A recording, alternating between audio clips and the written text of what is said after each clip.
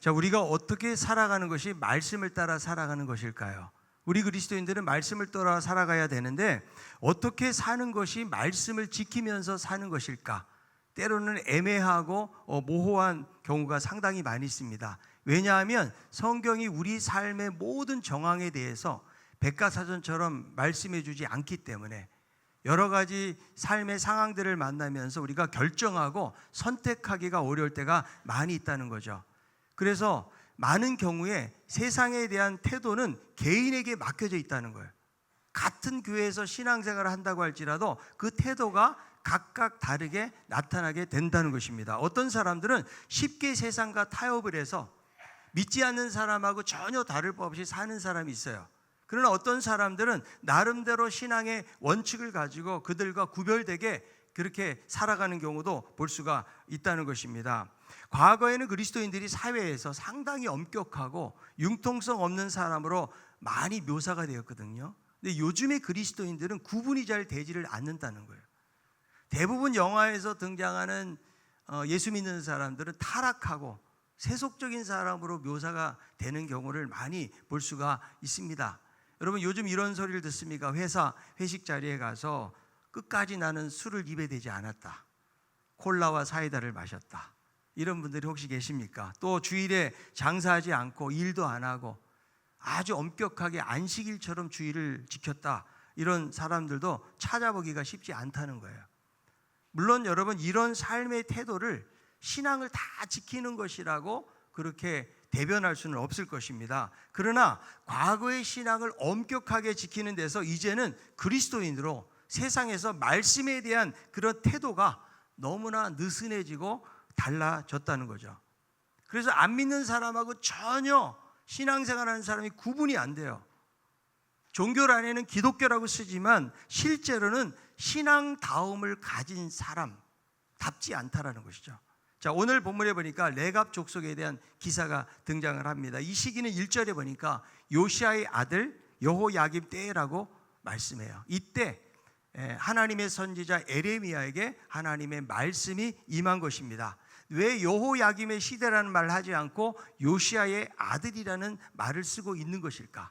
요시아는 우리가 알고 있는 대로 유다 왕국에서 가장 선한 왕 중에 한 사람으로 일컬어지는 거죠. 요시아는 성전 청결하고 우상 숭배를 척결을 했습니다. 언약을 다시 한번 갱신하면서 종교개혁을 일으켰던 그런 왕이에요. 아버지는 그런데 믿음의 사람이었는데 이 아들은 그렇게 살지 못했다는 거죠. 성경에 이런 예들이 여러 가지가 나와 있는데, 여러분, 히스기야도 얼마나 선한 왕이에요. 그런데 그 아들은 므낫세, 가장 타락하고 악한 왕인 것을 볼 수가 있는데, 이 여호야김도 역시 마찬가지라는 거죠. 이 여호야김이라는 이름은 여호와께서 일으키실 것이다, 이런 뜻을 가지고 있어요. 근데 하나님에 대해서는 불순종하고 하나님을 의지하는 삶을 살지 않았다는 거죠. 그리고 이 선지자 에레미야를 핍박했던 왕이에요. 그리고 이 여호야김이 했던 가장 패역한 일이 무엇인가 하면 하나님의 말씀의 두루마리를 탈취해가지고 불에다 소각한 사람이에요. 그러니까 얼마나 하나님을 경외하지 않고 불순종한 왕인 것을 우리가 알 수가 있는 것입니다. 이 시기는 유다의 멸망이 얼마 남지 않은 상황이에요. 그래서 아주 타락하고 패역한 시대 상황을 보여주고 있는데, 하나님은 오늘 본문에 나오는 레갑 자손들의 순종의 사례를 통해서 유다 백성들의 불순종을 하나님이 말씀해 주고 있습니다. 자, 이 레갑이라는 사람이 어떤 인물인지는 성경에 거의 등장하지 않지만 열왕기하 10장에 보니까 바알 종교와 아합 가문을 척결한 예후와 손을 잡고 종교개혁에 앞장선 인물 중에 등장을 합니다. 그래서 레갑의 아들 여호나답이라는 사람이 나오거든요. 자, 열왕기하 10장 15절에 나와 있는데, 예후가 거기에서 떠나가다가 자기를 맞이하러 오는 레갑의 아들 여호나답을 만난지라 그의 안부를 묻고 그에게 이르되 내 마음이 내 마음을 향하여 진실함과 같이 내 마음도 진실하냐 하니, 여호나답이 대답하되 그러하니이다. 이르되 그러면 나와 손을 잡자. 손을 잡으니 예후가 끌어 병고에 올리며, 여기 보니까 레갑의 아들 누구야? 여호나답이라는 사람이 나오죠. 그 사람이 동일 인물이에요. 오늘 본문에 레갑의 아들 요나답이라는 사람하고 동일 인물이죠. 그러니까 예후의 종교개혁을 도왔던 여호나답이 지금 요나답이라는 사람인데, 이 요나답은 그 레갑 족속의 정신적인 지주 역할을 한 사람이라고 말할 수가 있어요. 그런데 어느 날 하나님께서 에레미야의 말씀이 임하는데 레갑 족속들에게 하나의 시험을 하라고 말씀해주고 있습니다. 에레미야 35장 2절이에요. 너는 레갑 사람들의 집에 가서 그들에게 말하고 그들을 여호와의 집 한 방으로 데려다가 포도주를 마시게 하라 하니라. 여호와의 집은 예루살렘 성전을 말하는 거예요. 그리고 성전에는 여러 개의 방이 딸려 있거든요. 뭐 성전 기물을 거기다가 보관을 한다든지 아니면 성전의 일을 위한 여러 가지 방들이 구분되어져 있는 것입니다. 그래서 이 말씀에 보니까 하나님의 아들들의 방으로 레갑 족속들을 데려다가 시험을 하는데 하나님이 아주 별스러운 시험을 하고 있어요. 어떤 시험을 하고 있을까? 에레미야 35장 5절에 있는 말씀이에요. 내가 레갑 사람들의 후손들 앞에 포도주가 가득한 종지와 술잔을 넣고 마시라 권하매. 지금 레갑 족속들을 불러다 놓고 누가? 선지자 에레미야가 포도주를 이 술잔에 가득 따라 놓고 이거를 먹으라는 시험을 하고 있다는 거죠. 여러분이 생각할 때 이 시험은 어려운 시험이라고 생각하세요? 쉬운 시험이라고 생각하세요? 어려울까요? 쉬울까요? 제가 여러분 잘 이해시켜 드릴게요. 제가 여러분을 제 목양실에 불러다가 커피를 타주는 게 아니고 술을 한 잔 가득 부어놓고 마시라고 하면 여러분 마시겠어요? 집에서 홀짝홀짝 잘 마시는 사람도 아마 안 마실 거예요. 왜? 제 앞이니까. 평상시에 술에 익숙한 사람도 내가 정신 바짝 차리자, 나 여기서 이거 술 먹으면 안 된다, 나는 술 안 먹는 사람이에요, 어쩌면 그런 여러분 표정을 가지고 앉아 있을지도 모르겠어요. 그러니까 이런 시험에는 넘어갈 사람이 없을 거예요. 왜? 너무 뻔한 시험이기 때문에 그렇다는 거죠. 그런데 이 당시에 포도주는요, 음료수와 같은 개념이에요. 팔레스틴 지방에서는 워낙 뭐 사막과 같이 그런 지역이다 보니까 물이 귀해요. 그래서 이 포도주를 물처럼 그런 개념으로 사용을 한 거예요. 그래서 성경에 보면 하나님이 풍성한 수확을 주실 때에 꼭 두 가지가 같이 나옵니다. 곡식과 포도주라는 말이에요. 그게 어떤 술의 개념이라기보다는 음료적인 개념이고, 하나님의 풍성한 수확을 말할 때에 그런 말씀들을 자주 사용했던 것을 볼 수가 있다는 거죠. 자, 그렇다면 마실 수 있지 않을까요? 저도 제 방에 오면 제가 커피를 드립을 해가지고 커피를 내려드리는데, 제가 커피를 내려준다고 말했음에도 불구하고 목사님 저는 카페인 때문에 안 됩니다, 이거를 마셨다가는 오늘 밤 잠을 못 자기 때문에 마실 수 없습니다, 이런 분도 계시고, 또 어떤 분들은 그래요, 저는 커피 싫어요, 저는 안 먹습니다, 이런 분들이 있어요. 그래도 제가요 먹어보라고 권유를 합니다. 유혹을 합니다. 한번 먹어보라고. 이 커피 절대 쓴 게 아니다, 그리고 오늘 이거 마셔도 잘 잘 수 있을 거다 이러면은요, 커피를 입에 안 대는 분들도 제 말 따라서 커피에 입을 대고 마시곤 하는 사람들을 볼 수가 있거든요. 그런데 오늘 이 본문에서 에레미야가 마시라고 했는데 원문에 보니까 마시라고 그냥 권유한 게 아니고요, 명령을 하고 있는 거예요. 강경하게 명령을 하고 있는 거예요. 마시라, 마셔, 이러는 거예요. 제가 이 말씀 준비하다 보니까 제 군대 생활이 생각이 났어요. 중대장이 술을 마시라고 저게 권유한 적이 있어요. 처음에는 거절을 했더니 나중에는 명령이라고 하면서 저보고 술을 마시라는 거예요. 요즘은 이런 강요를 하기가 어렵지만 제가 군대 생활할 때만 하더라도 상관의 명령이라면 무조건 그냥 복종해야 되는 그런 시기였거든요. 그리고 이 중대장이 운동선수 출신이에요. 덩치가 얼마나 큰지 모르고 주먹이 큽니다. 그리고 제가 옆에서 한번 잘못했다가 크게 얻어맞은 사람들을 제가 보았기 때문에 지금 매우 긴장되는 상황이에요. 제가 그런 상황 속에서 술을 마셨을까요? 안 마셨을까? 저를 잘 봐주셔서 감사합니다. 여기 옆에 방위병이 있었어요. 셋이 간 거죠. 근데 저는 이제 중대장이 술을 마시나 그럴 때 그 방위병에게 몰래 술잔을 따라준 거예요. 근데 술잔을 딱 따라주는 순간 중대장이 눈이 거기에 딱 보인. 그래서 이러는 거예요. 야, 네가 나를 속여? 이건 중대장 명령이다. 마셔라. 저보고 그러는 거예요. 그래서 제가 갈등이 됐어요. 내가 근데 만약에 여기서 이거를 안 마시면은 얻어맞을 수도 있지만, 그러나 마셨다가는 더 이상 나는 술을 거절할 수가 없겠구나. 그래서 끝까지 단호하게 거절했어요.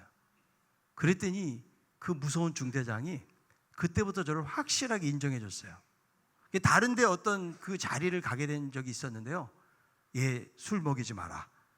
얘는 절대 술 안 먹는 애다.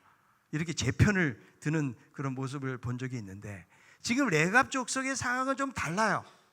이 종교적인 사회에서 선지자의 말씀, 곧 하나님의 말씀으로 여겨지는 거죠. 그리고 그 말씀을 선지자가 받아가지고 명령을 하고 있는 상이에요. 선지자가 마시라고 해서 마시는데 무슨 해가 있는 것도 아니에요. 신앙을 해치는 엄청난 일이 발생하거나 죽고 사는 문제가 발생하는 것은 아니라는 거죠. 만약에 우상을 앞에 두고 여기 절하라고 그랬으면 절대로 절하지 않았을 거예요. 그런데 포도주 한 잔을 마신다고 해서 그것이 어떻게 되는 것은 아닐 것입니다. 그런데 이 말씀에 보니까 레갑 족속은 과감하게 거절을 해요. 그 이유가 뭐냐면 딱 한 가지 이유입니다. 자신의 선조였던 요나답의 명령 때문에. 그러니까 그들의 정신적인 지주라고 할 수 있었던 이 요나답이 명령을 했는데, 엄격한 이 신앙적인 교훈을 이들이 지키고 있는 거예요. 자, 그래서 오늘 말씀에도 이렇게 말씀하죠. 35장 6절 7절에 있는 말씀입니다. 그들이 이르되 우리는 포도주를 마시지 아니하겠노라. 레갑의 아들 우리 선조 요나답이 우리에게 명령하여 이르기를 너희와 너희 자손은 영원히 포도주를 마시지 말며 너희가 집도 짓지 말며 파종도 하지 말며 포도원을 소유하지도 말고 너희는 평생 동안 장막에 살아라. 그리하면 너희가 머물러 사는 땅에서 너희 생명이 길리라 하였으므로. 자, 여기에 보니까 이것은 하나님의 말씀이 아니에요.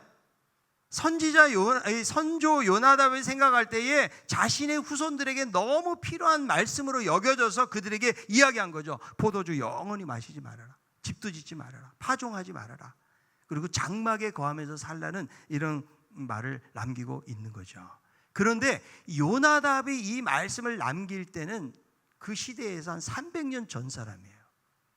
그 오랜 세월 동안 이것을 지킨다는 것은 쉬운 일이 아니거든요. 요즘 어른들이 꼰대 이야기를 듣는 이유가 뭘까요? 라떼는 아시죠? 라떼는 이랬다고. 그 이야기하면 꼰대 이야기를 들어요. 우리가요, 가난해가 나 먹을 것이 없어서 라면 먹었다고 그러면 요즘 젊은이들은 한강에서 맛있게 끓여 먹는 라면을 생각해요. 그러니까 한 세대가 여러분 차이가 나도 문화적 간격을 느낀다는 거죠. 물론 이 당시에 뭐 산업혁명을 해가지고 사회가 엄청나게 변화되지는 않았을지라 할지라도 300년 전에, 그 수백 년 전에 선조가 주었던 신앙을 따라 산다는 것은 결코 쉬운 일은 아니라는 거죠. 그리고 하나님을 경외한다는 것이 꼭 포도주를 금해야 되는 것인가? 집을 안 지어야 되는 것인가? 파종도 안 하고 장막 생활을 계속해야 되는가? 얼마든지 이런 의문을 남길 수 있지 않겠습니까? 그런데 이 요나답 선조의 말을 이 후손들은 그대로 지켜요. 여기 지금 한 사람만 시험하고 있는 것이 아니고 여러 후손들을 불러다 놓는데 그 중에 어느 누구도 포도주에 입을 대는 사람이 없었다는 거예요. 저는 이 기사를 보면서 신앙으로 산다는 것이 무엇인지를 생각해 보려고 해요. 첫 번째는 세상에서 구별된 모습을 위해서는 자기만의 신앙적인 원칙을 가지고 살아야 된다는 거예요. 자, 왜 요나답이 포도주를 금하였을까? 이 술이라는 것은 사람의 판단력을 흐리게 하고 방탕하게 만드는 요인이기 때문에. 포도주에도 작은 알코올이 함유되어 있기는 하지만 술로 인해서 사람에게 끼치는 해악이 얼마나 크다는 사실을 알고 있는 거죠. 자, 삼손은 나실인으로 태어났잖아요. 하나님이 금하신 것들이 있었어요. 그런데 전혀 거기에 거리끼지 않게 행동하는 삼손의 모습을 보게 됩니다. 시체를 가까이 합니다. 독주를 입에 대요. 그리고 이방 여인을 보고요, 말씀에 보면 한눈에 반했다고 그러는, 홀딱 반했어요. 한눈에. 그래서 혼인까지 합니다.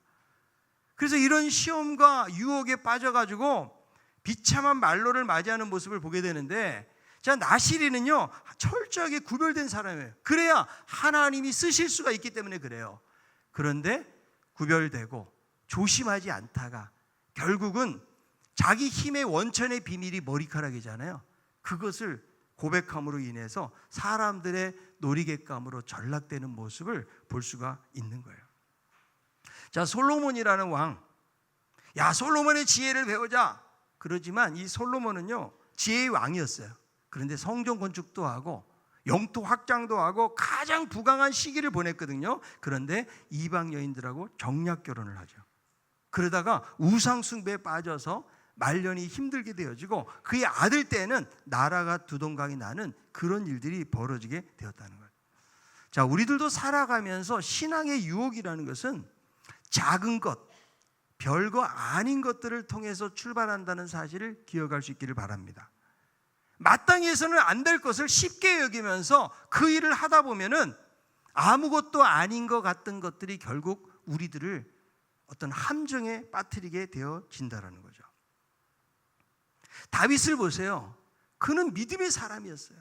순간순간 하나님 앞에 물으면서 그는 전쟁을 나갈 때도 하나님 가야 됩니까 말아야 됩니까 늘 하나님을 의지했던 그야말로 믿음의 용장 아닙니까?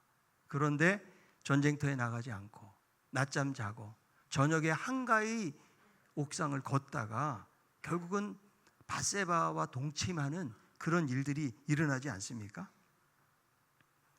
만약에 전쟁터에 나가 있었다면 절대 이런 일이 없었다라는 거죠.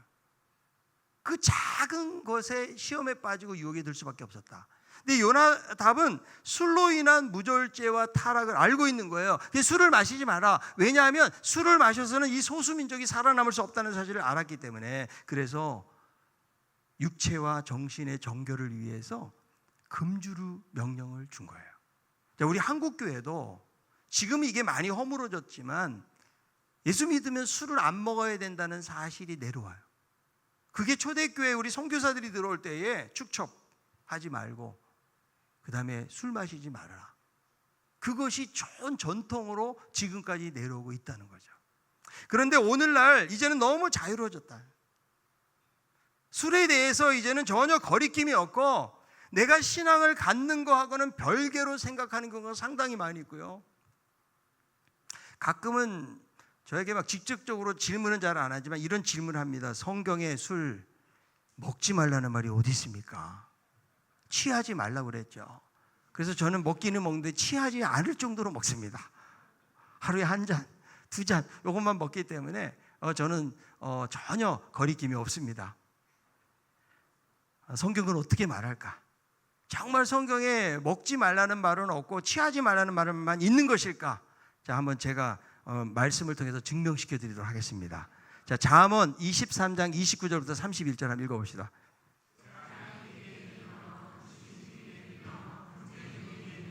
원망이 네게 있느뇨? 까닭 없는 상처가 네게 있느뇨? 붉은 눈이 네게 있느뇨?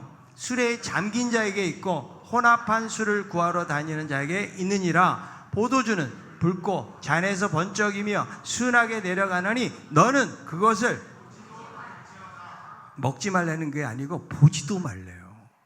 여기 혼합주가 이게 폭탄주 같아요. 아마 폭탄주. 자, 우리가 술을 입에 댔다고 해서 천국에 가는 길이 막히는 건 아닐 거예요. 그런데 성경을 보면은요, 하나님 나라의 유업을 받지 못하는 사람들 중에 술 취한 자가 꼭 들어가요. 자, 한번 찾아봅시다. 갈라디아서 21절.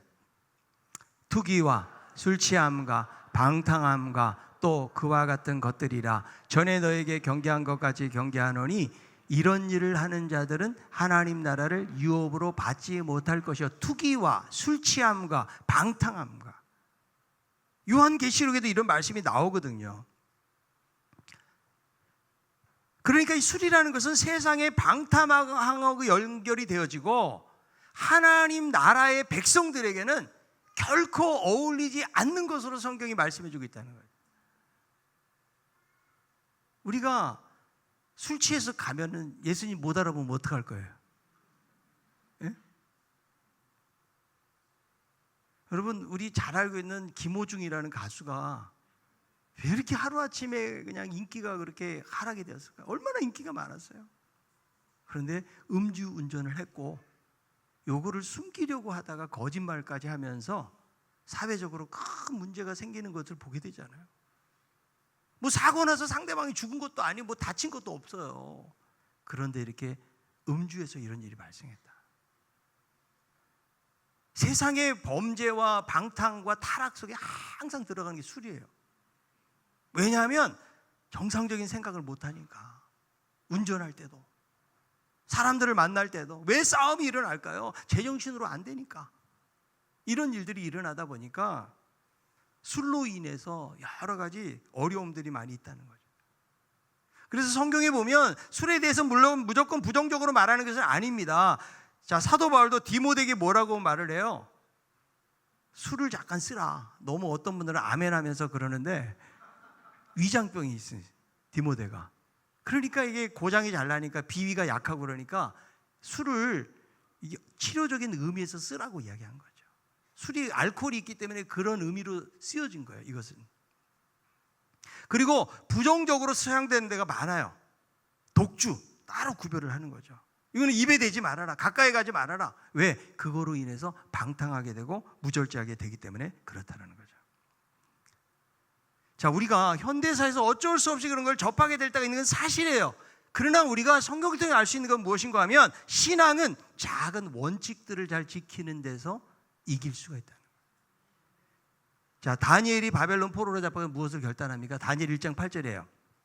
다니엘은 뜻을 정하여 왕의 음식과 그가 마시는 포도주로 자기를 더럽히지 아니하리라 하고 자기를 더럽히지 아니하도록 환관장에게 구하니, 다니엘은 어때요? 소년 시절에 잡혀갔잖아요. 근데 뜻을 정하는 거예요. 무엇을 안 먹기로? 왕의 진미와 포도주. 남들은 다 먹어요. 포로 중에서 먹는 사람들이 많았죠. 이름도 개명해야 되고 아무런 권리를 주장할 수 없어요. 그런데 우상숭배에 대해서 이 바벨론이라는 나라에 가서 이거를 단호하게 거절했다는 것이 보통 일이 아니라는 거예요. 다니엘 6장에 보세요. 그는 누구든지 한 달 안에 자기 신에게 기도하면 사자굴에 집어넣겠다. 이 사실을 알고도 다니엘은 어떻게 해요? 창문을 열어놓고 하루에 3번씩 예루살렘 성전을 향해서 그는 기도했거든요. 왜? 전에 행하던 대로예요. 꼭 그렇게 창문 열어놓고 해야 됩니까? 하나님, 내가 한 달 동안은 그냥 조용히 기도할게요. 그래도 하나님 들으실 거 아니에요.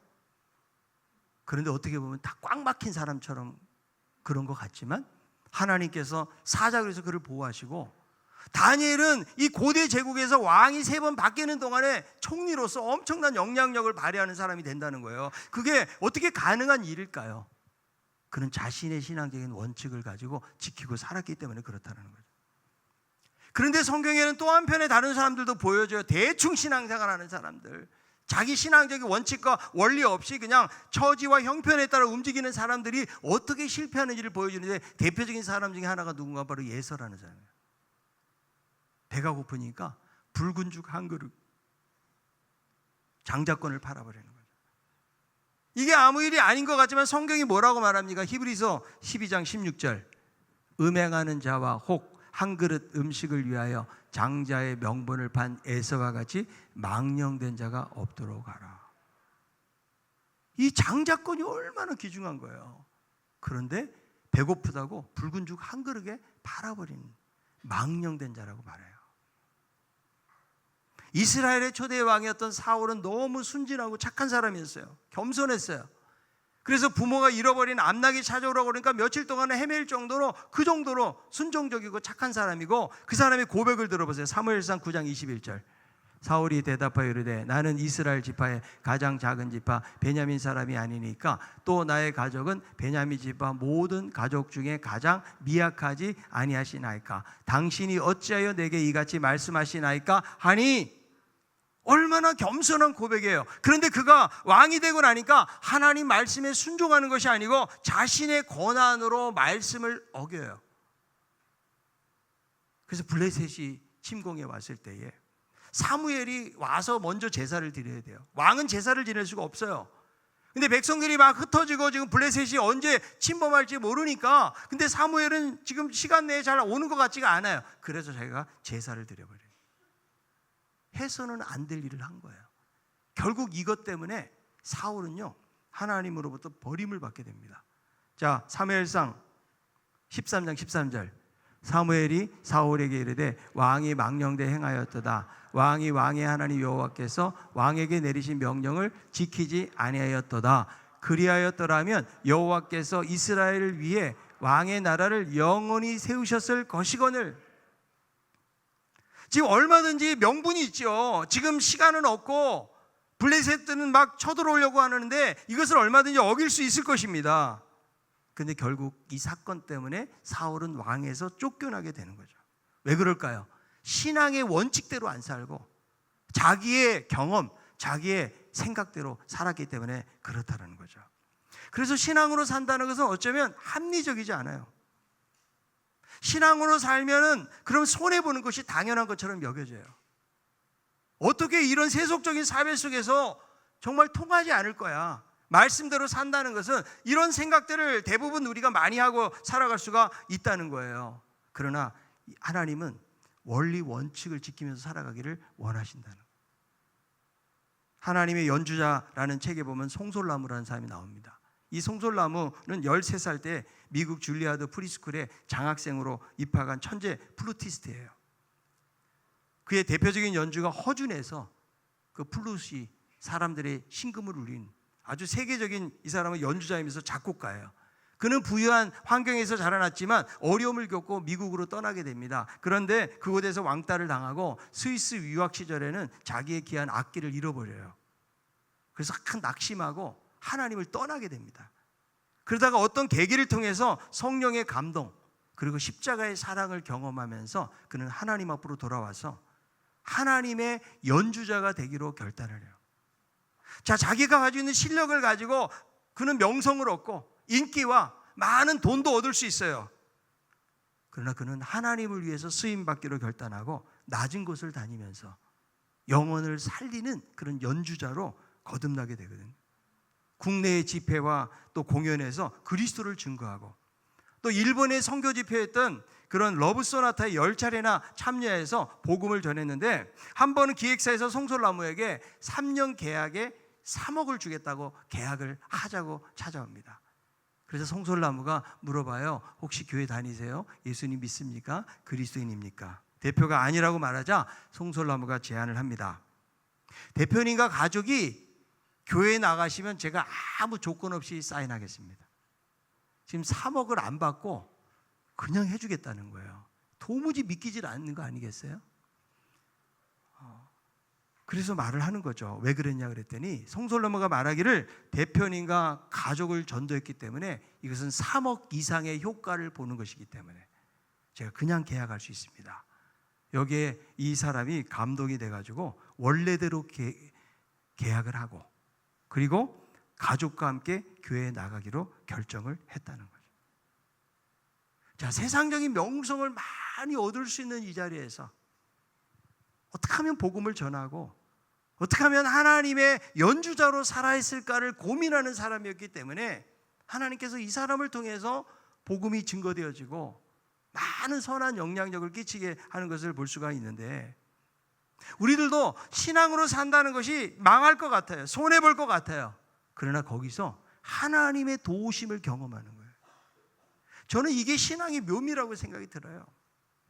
정말 이 말씀대로 살아볼 때에 말씀 안에서 하나님이 어떻게 나의 삶 속에 역사하는가, 물론 여러 가지 걱정도 생기고 두려움도 생겨요. 그러나 이 원칙을 가지고 나아갈 때에 하나님께서 그를 사용하시는 모습들을 많이 볼 수가 있는 것입니다. 내 생각과 내 경험이 중요한 것이 아니고 하나님의 말씀의 원칙이 중요하다는 사실을 우리가 깨닫는 거죠. 두 번째로는 순례자적인 삶을 살았다는 거죠. 그러니까 요나답이 농사도 짓지 말고 장막에 거하라는 명령은 왜 그럴까요? 아무래도 거주하게 되면 도덕적인 부패가 생기고 타락이 생기는 거예요. 그리고 타민족의 침략을 쉽게 받게 되니까 그래서 한쪽에 정착하지 못하고 그렇게 살게 되는 거예요. 근데 이것 자체가 얼마나 불편하고 힘이 들었겠어요. 세상에서 누릴 거 누리지 못하는 거예요. 지금도 여러분 몽골에 가면 유목민들이 있거든요. 이 사람들 게르라고 하는 천막을 짓는데 옮겨 다녀요. 목초가 다 떨어지면 목초지 또 다른 목초지를 찾아서 동물들을 데리고 갑니다. 그러니까 이 사람들이 살아가는 삶의 방식은 뭘까요? 가장 최소한의 것을 가지고 이들은 살아가고 있다라는 거죠. 얼마나 여러분 그것이 고달프겠어요. 그런데 이들은 그렇게 살았다는 거죠. 자, 창세기 12장에 보니까 하나님이 이렇게 명령하세요. 12장 1절. 여호와께서 아브라함에게 이르시되 너는 너의 고향과 친척과 아버지의 집을 떠나 내가 네게 보여줄 땅으로 가라. 자, 여기서 고향과 친척과 아버지의 집을 떠난다는 것은 생각할 수 없는 일이에요. 그런데 하나님 뭐라고 말씀하세요? 신앙을 출발하는 아브라함에게 떠나라. 어디로 떠나라고요? 내가 앞으로 지시해 줄게. 어디를 지시해 준 것도 아니에요. 앞으로 지시해 줄 테니까 미래죠. 그런데 하나님이 일단 떠나라고 말씀하시는 거예요. 근데 그렇게 떠나니까 아브라함은 누구를 의지할 수밖에 없을까요? 하나님을 의지할 수밖에 없다는 거예요.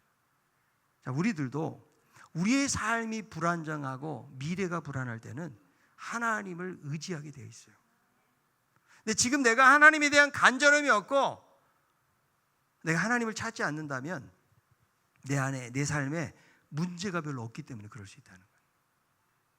우리는 하나님을 어디서 만나는가 하면 정말 힘든 자리에서 만나요. 어떤 곳에서? 광야와 같은 곳에서. 광야 찬양을 저는 이렇게 들으면 되게 마음에 와닿는데요. 이런 가사예요. 왜 나를 깊은 어둠 속에 홀로 두시는지, 어둠 밤은 왜 그리 길었는지, 나를 고독하게, 나를 낮아지게, 세상 어디도 기댈 곳이 없게 하셨네. 광야에 서 있네. 주님만 내 도움이 되시고 주님만 내 빛이 되시는 광야. 주님 손 놓고 단 하루도 살 수 없는 곳. 광야에 서 있네.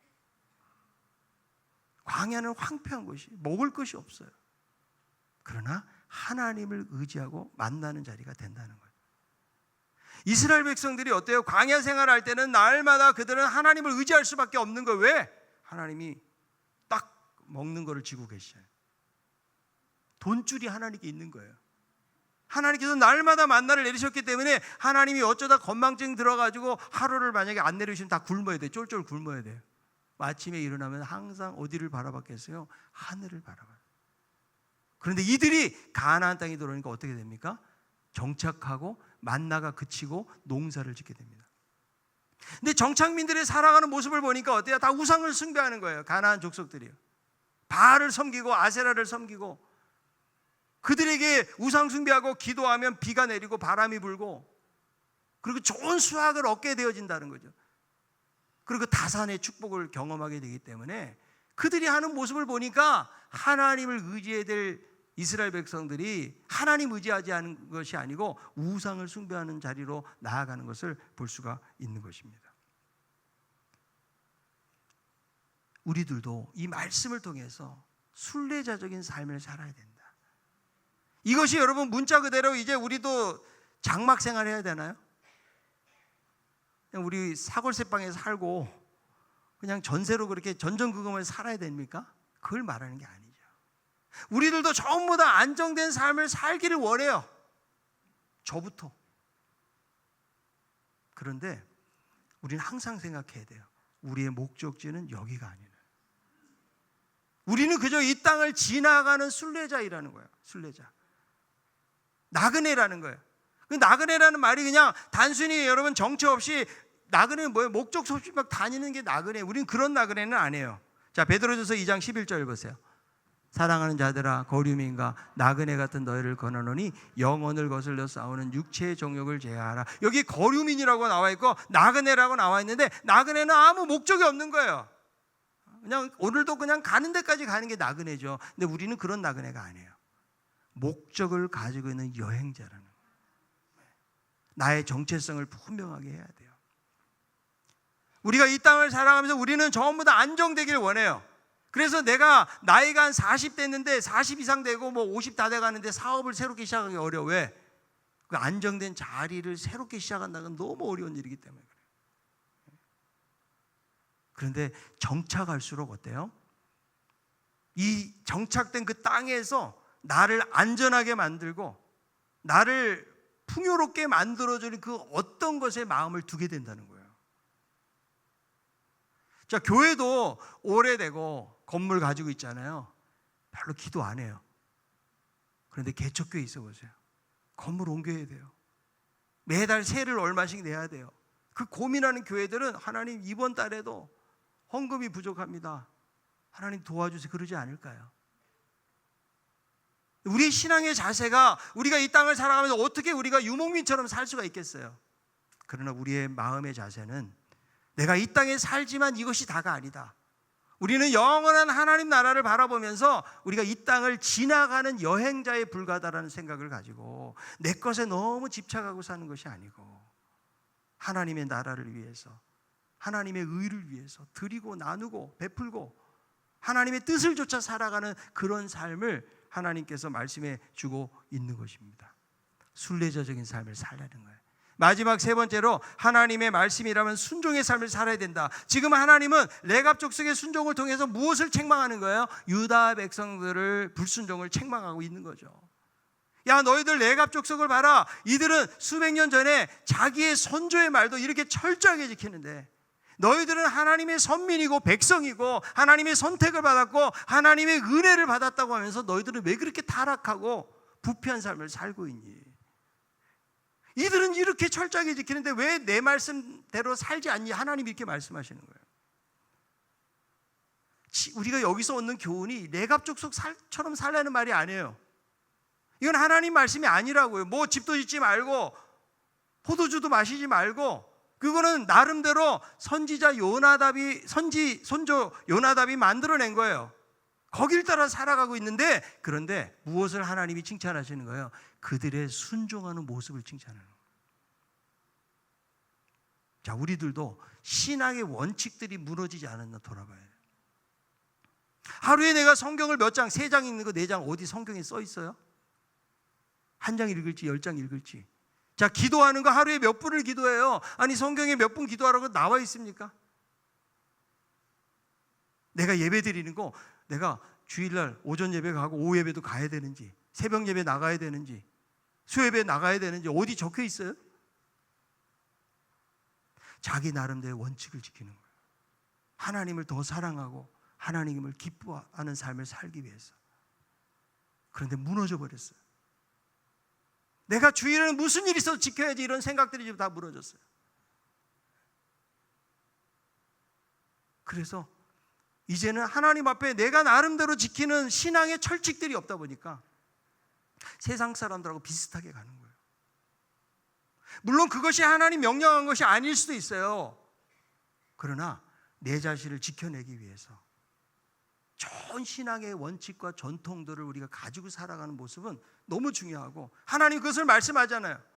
하나님께서 야, 너희들 잘못돼서 뭐 포도주를 안 마셔야 되고 집도 짓지 말고 파종도 안 하고 재배도 안 하고 장막에 살아야 된다, 이런 말씀이 하나님 말씀 어디 있어요?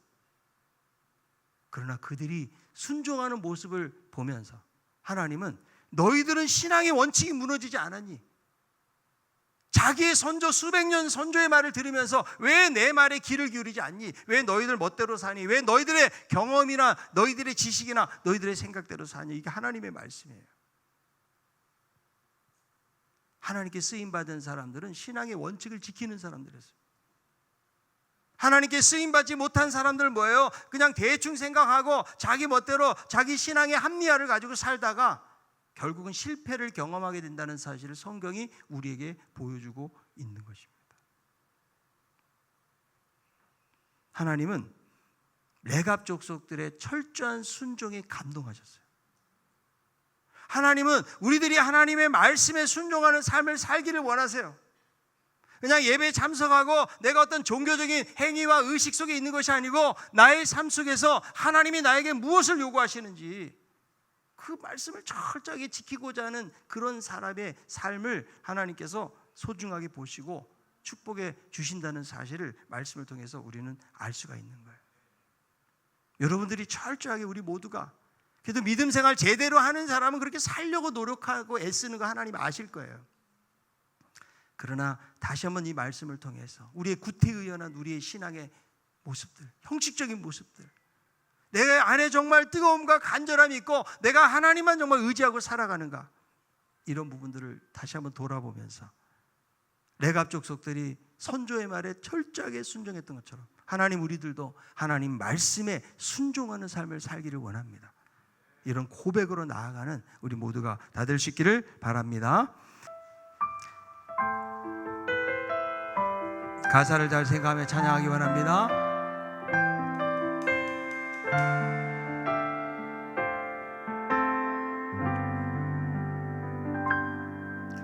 말씀 앞에서 경외함으로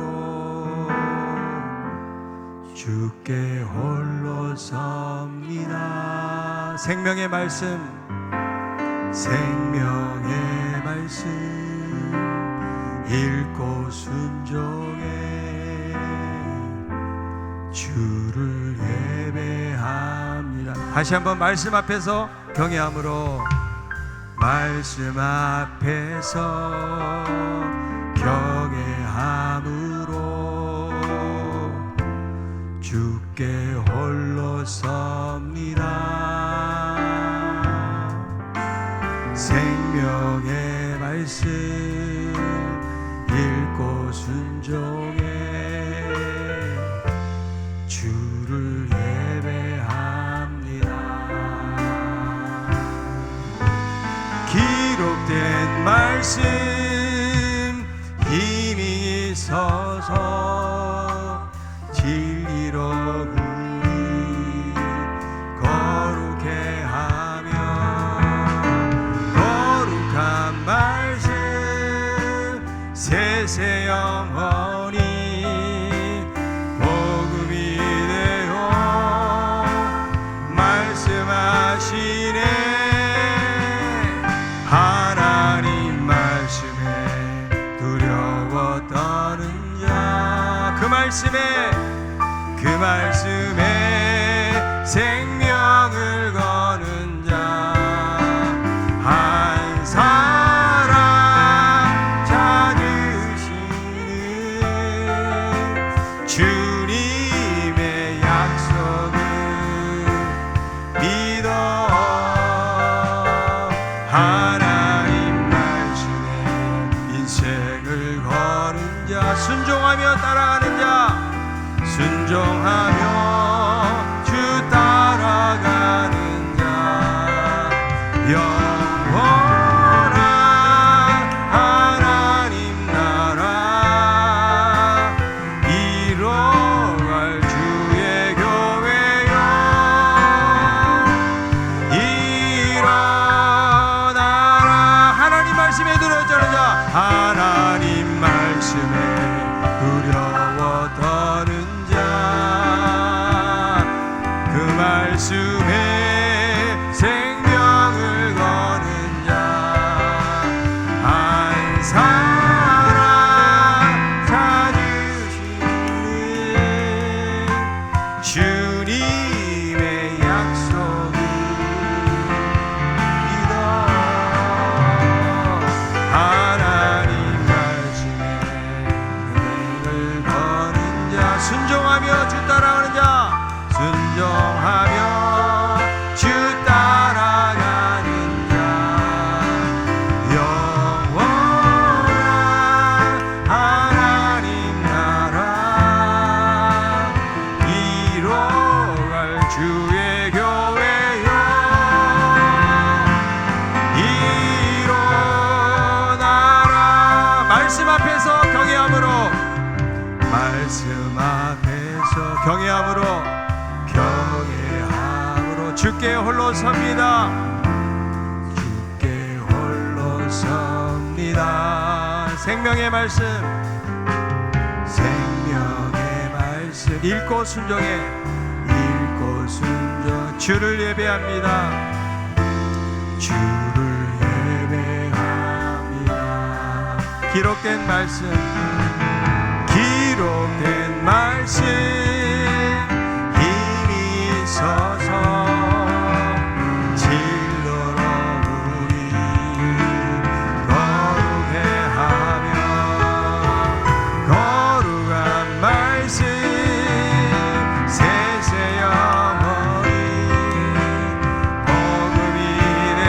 말씀하시네. 다 같이 두 손 높이 들고 주의 말씀, 하나님 말 두려워 떠는 자, 두려워 떠 그 말씀에 생명을 거는 자, 그 말씀에 생명을 거는 자, 한 한 사람 찾으시는 주님의 약속을 믿어 주님의 약속을 믿어 하나님 인생을 거는 자 순종하며 주 따라가는 자 순종하며 주 따라가는 자 영원한 하나님 나라 이뤄갈 주의 교회여 일어나라 하나님 말씀에 두려워 떠는 자 그 말씀에 생명을 거는 자 그 말씀에 생명을 거는 자 한 사람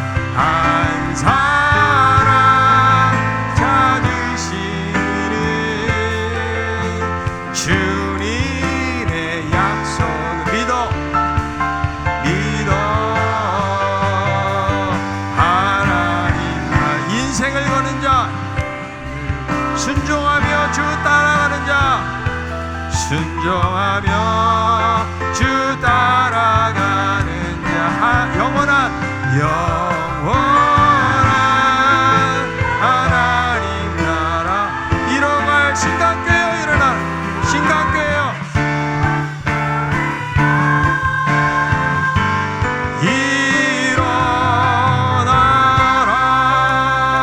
일어나라 아멘. 같이 한번 기도하기 원합니다. 이 레갑 족속들은 수백 년 전에 그 선조들의 명령을 그렇게 끝까지 지키면서 살았던 모습을 봅니다. 유다 백성들은 하나님의 깊은 사랑을 경험했음에도 불구하고 그들이 멸망이 가까웠음에도 불구하고 깨닫지 못하고 불순종한 그들을 향해서 책망하시는데 우리들도 오늘 이 말씀을 들으면서 우리의 삶의 신앙적인 원칙들이 많이 무너져서 이제는 믿는 사람이나 믿지 않는 사람이나 별 다를 것 없이 우리가 살아가고 있지는 않은지 하나님의 말씀 안에서 우리가 구별되고 거룩한 삶을 살 수 있도록 도와주시기를 원합니다. 우리가 순례자적인 삶을 살기를 원합니다. 하나님 말씀에 순종하되 철저하게 순종하는 믿음의 삶이 되기를 원합니다. 오늘 말씀을 생각하면서 같이 한번 한 목소리로 간절하게 기도하겠습니다. 하나님 아버지 은혜를 감사합니다. 하나님께서 이 레갑 족속들 그들의 순종을 하나님 칭찬하시면서 유다 백성들 향해 말씀하는데 아버지 우리들은 하나님 말씀에 얼마나 순종하는 삶을 살아가고 있는지요. 하나님 아버지요 우리가 나름대로 가졌던 신앙의 원칙들이 무너져서 하나님 앞에 아버지 우리가 간절하고 뜨거운 마음으로 하나님 의지하는 삶을 살지 못하고 세상을 의지하고 있지는 않은지 돌아보기를 원합니다. 하나님 아버지 우리의 아버지 목적지는 이 땅이 아닌 것을 기억하게 도와주옵시고 우리 한 사람 한 사람이 순례자적인 삶을 살 수 있도록 도와주시기를 간절히 바라보죠 원합니다. 하나님이여 나를 안전케 하시고 나를 행복하게 만드시는 분이 세상에 있는 어떤 것이 아니고 하나님의 것을 고백하며 나아갈 수 있도록 도와주시고 하나님 말씀에 순종하되 철저하게 순종할 수 있는 그런 은혜를 하나님 우리 모두에게 허락해 주셨기를 간절히 바라보죠 원합니다. 그래서 하나님 안에서 우리가 살아갈 수 있도록 도와주시옵소서. 하나님 그래서 세상이 감당하지 못하는 믿음의 삶을 살아가는 그런 저희들 다 될 수 있도록 도우시기를 간절히 바라보죠 원합니다. 하나님 도와주시옵소서. 하나님 아버지 레갑 족속들은 수백 년 전에 조상이 준 말씀을 그들이 철저하게 지키면서 살아왔던 순종의 모습을 봅니다. 유다 백성들은 하나님의 선택된 백성이고 하나님의 사랑과 은혜를 힘입었다고 하면서도 그들이 하나님 말씀에 순종하지 않고 자기의 경험과 지식을 따라 또 세상에 젖어서 살았던 모습을 하나님 봅니다. 아버지 우리들도 이런 놀라운 은혜를 경험했음에도 불구하고 우리 안에 신앙적 원칙들이 깨어져서 이제는 믿는 사람인지 믿지 않는 사람인지 구별되지 않고 하나님 우리가 거룩한 삶들을 놓쳐버리고 세속적인 그런 삶에 집중하며 살아가고 있지 않는지 우리 자신을 돌아보게 하여 주옵소서. 하나님 아버지 순례자적인 삶을 살라고 그렇게 말씀하는 것을 레갑 족속들을 하나님 통해서 그 조상이 이야기했던 것처럼 하나님 우리들도 이 땅에 소망을 두지 않게 하시고 우리는 영원한 하늘나라의 목적을 가진 여행자라는 사실을 기억하면서 날마다 하나님만 의지하며 살기를 원합니다. 세상에 나를 안전하게 만들어주고 나를 뭔가 세워주고 나를 새롭게 하는 어떤 것이 있는 것이 아니고 오직 그리스도가 우리의 진정한 소망인 것을 고백하며 나아가게 하여 주시옵소서. 아버지, 우리가 말씀에 순종하되 하나님 하찮은 것으로 여기거나 혹은 유행에 뒤떨어진 것으로 여기는 삶을 살지 않게 하시고 하나님 말씀에 철저하게 순종하는 가운데 하나님이 주목하는 사람, 하나님이 이 마지막 때 이 시대에 사용하시는 그런 귀한 믿음의 사람으로 쓰임받는 저희들이 다 될 수 있도록 하나님 도와주시옵소서. 예수님의 이름으로 기도합나이다. 아멘. 이제는 우리를 구원해 주시기 위해서 십자가에 죽기까지 순종하신 우리 주 예수 그리스도의 크신 은혜와 하나님 아버지 놀라우신 사랑하심과 성령님의 감동 감화 교통인도 역사하심이 하나님 말씀에 철저하게 순종하고 하나님만 의지하고 하나님만 따라가기를 소원하는 우리 성도들 머리머리 위에 이제로부터 영원토록 함께 있을지어다. 아멘.